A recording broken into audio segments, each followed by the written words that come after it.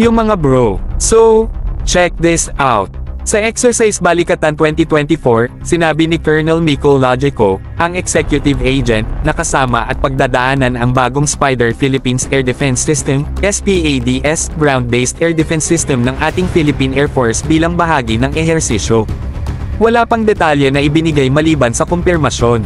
Ang Philippine Air Force ay nag-order ng 3 batteries ng Philippine variant ng Spider Air Defense System na tinatawag nilang SPADS, na parang kombinasyon ng tradisyonal na Spider Mister at ng bagong Spider AIO variant.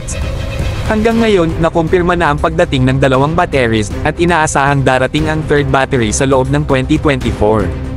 Bilang bahagi ng Re-Horizon 3, inaasahan na mag-procure ang Philippine Air Force pati na rin ang iba pang major services na mas maraming medium-range air defense systems bilang bahagi ng Comprehensive Archipelagic Defense Strategy. Kaya't maging handa sa mas ligtas na kalangitan.